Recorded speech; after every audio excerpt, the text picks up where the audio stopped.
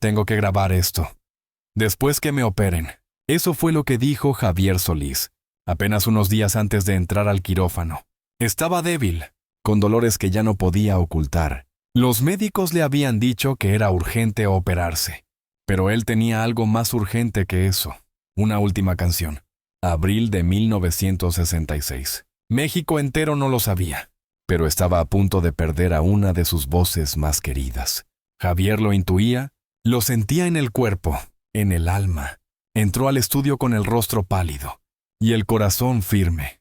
Quería grabar una canción que no parecía tener nada especial, pero con él lo tuvo todo. Esa canción se llamaba Sombras y fue la que sonó en la radio. La mañana del 19 de abril, el día en que México despertó sin él. Nadie lo podía creer. Un ídolo de apenas 34 años, muerto de manera repentina. Pero lo más inquietante fue que justo ese día, en los mercados, los cafés, los hogares más humildes, la voz de Javier cantaba Sombras nada más entre tu vida y mi vida. ¿Coincidencia? ¿Premonición? ¿O un adiós disfrazado de bolero? La historia apenas comienza. Antes de ser Javier Solís, fue simplemente José Jesús Solís Pérez. Nació en Tacubaya en 1931 y desde muy pequeño supo lo que era vivir sin padre, sin dinero y muchas veces sin comida. Su infancia estuvo marcada por el abandono y el esfuerzo.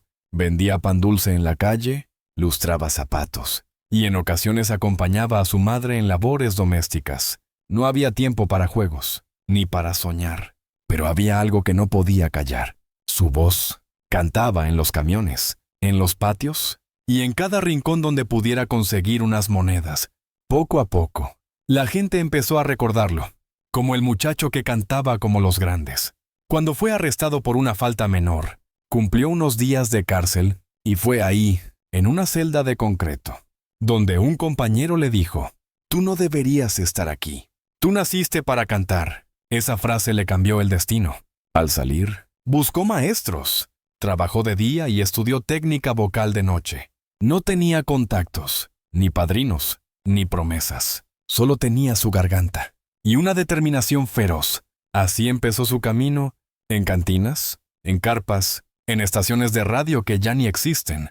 Peleó cada espacio con su voz, hasta que finalmente, México también empezó a escucharlo. Cuando Javier Solís empezó a sonar en la radio, la comparación fue inmediata. Es el nuevo Pedro Infante. Decían, otros eran más duros. Es una copia barata, y no era para menos. Pedro había muerto en 1957, y el país aún lloraba su ausencia. Cualquier voz con timbre parecido iba a ser medida con la vara más alta. Javier, sin embargo, no se ofendía. Decía con humildad, si me comparan con Pedro, para mí es un honor, pero dentro de sí, sabía que debía encontrar su propia identidad. Y lo hizo, no con escándalos, ni con actuaciones en cine populares, sino con una voz que no necesitaba de coros, una voz que lloraba por dentro, que sabía hablarle al amor perdido, al silencio de una habitación vacía, a las sombras que todos llevamos dentro. Así nació el apodo, que lo acompañaría hasta el final, el Señor de las Sombras, porque mientras otros brillaban con luces de estudio, Javier lo hacía con la penumbra de sus canciones. Mientras otros se enamoraban con carisma, él tocaba lo más profundo del alma. Ya no era el sucesor de nadie. Era Javier Solís y nadie más. En los primeros meses de 1966, algo en Javier ya no era igual. Se le veía más delgado, con el rostro pálido, y la voz, aunque seguía siendo poderosa, venía acompañada de un leve temblor. Los amigos lo notaban. Le preguntaban si todo estaba bien. Él respondía con una sonrisa, «Estoy cansado, pero la música no espera». La verdad era otra. Javier sufría de intensos dolores abdominales. Los médicos le diagnosticaron colecistitis, una inflamación en la vesícula biliar, que requería una operación urgente, pero él no quería operarse aún. Decía que tenía compromisos, que debía terminar unas grabaciones, que después, con tiempo, se atendería. Así fue como llegó al estudio, para grabar Sombras. Llegó débil, con fiebre, pero con una determinación que desconcertó a todos. Grabó en una sola toma. Los técnicos aún recuerdan cómo al terminar, Se quedó en silencio unos segundos, mirando al vacío. Ya está, dijo, y salió sin decir más. Días después, el dolor se volvió insoportable. Fue ingresado de urgencia y llevado al quirófano. Pero ya era tarde. La infección se había extendido y su cuerpo no resistió la operación. Javier murió el 19 de abril y muchos, hasta hoy, se preguntan si él ya sabía que ese día estaba escrito para irse. Sombras nada más entre tu vida y mi vida, cantaba Javier, con una voz que parecía venir desde otro lugar. No era un bolero más. No era solo una historia de desamor. Era una despedida disfrazada de canción. Escuchar Sombras hoy es como abrir una carta que alguien escribió sabiendo que no estaría mañana. Cada verso suena a confesión, cada nota a adiós. La grabación tiene algo único. No es perfecta, no es pulida, pero está viva. Se siente como si Javier estuviera cantando desde el borde de algo, como si supiera que esa canción era lo último que podía dejarle al mundo. Cuando salió al aire, pocos le dieron importancia. Era una más entre muchas. Pero tras su muerte, la canción adquirió otro peso. Fanáticos, críticos y músicos empezaron a decirlo en voz baja. Esa no fue una simple interpretación, fue una última voluntad. Desde entonces, Sombras no se canta, se respeta, como si fuera sagrada, porque cuando un hombre canta, sabiendo que está por irse, la música ya no es música, es eternidad. La noticia se esparció como un rayo.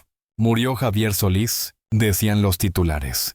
Tenía solo 34 años. Las estaciones de radio suspendieron su programación habitual para repetir sus canciones una tras otra. Las flores se amontonaban frente a la funeraria. Las lágrimas brotaban en mercados, fábricas, cales, pero junto con el duelo vino la confusión. ¿Por qué murió tan joven? ¿No estaba en tratamiento? No era solo una operación menor. Se dijo que la cirugía había sido tardía, que Javier esperó demasiado, que su cuerpo ya no resistía. Algunos culparon a los médicos, otros hablaron de negligencia, pero nadie pudo dar una explicación completa. El misterio creció cuando se supo que Sombras había sido grabada solo días antes y que fue la última canción lanzada. Antes de su muerte, ¿fue todo parte del destino? ¿O fue una elección personal? La gente hablaba en voz baja, de un presentimiento, de una despedida encubierta, de un hombre que sabía más de lo que decía. La medicina explicó la causa física, pero lo demás, lo que no se puede medir ni comprobar, eso sigue sin respuesta. Javier Solís dejó este mundo muy joven, pero su voz nunca se fue. A diferencia de muchos artistas, no necesitó décadas para construir su leyenda. Le bastaron 10 años y un estilo que nadie más pudo igualar. Fue el creador del bolero ranchero, una fusión entre el desgarro sentimental y la fuerza del mariachi. Su voz profunda no gritaba, acariciaba. Sus canciones no seducían, sino que confesaban, en un tiempo donde lo popular era lo estruendoso. Javier trajo la pausa, la mirada hacia adentro, el temblor contenido, cantó al amor y al abandono, a la sombra y al consuelo. Y por eso su música sigue doliendo, porque no envejece, no se vuelve moda pasajera. Grandes como Vicente Fernández, José José e incluso Plácido Domingo lo citaron como referente, no por ser un ídolo, sino por ser auténtico. Hoy, cuando se habla de Javier, no se le menciona como parte del pasado. Se le escucha, se le siente, y cada vez que su voz rompe el silencio, es como si dijera, aquí estoy, no me he ido, solo canto desde otro lugar. Muchos años después de su muerte, la voz de Javier Solís sigue sonando como si nunca se hubiera ido. Pero entre todas sus canciones, una sigue generando preguntas, suspiros y escalofríos. Sombras. No importa cuántas veces se escuche, siempre parece que Javier está diciéndonos algo más. No solo hablaba del amor perdido, hablaba del fin, del adiós, de esa despedida, que no se dice con palabras, sino con música. Tal vez nunca sabremos si él sabía lo que iba a pasar. Tal vez fue solo una coincidencia poética, pero lo cierto es que su voz se volvió eterna a través de esa canción y quizás, solo quizás, esa fue su manera de dejarnos un mensaje. No con lágrimas, sino con arte, porque hay quienes se despiden en silencio. Y hay quienes se despiden, cantando.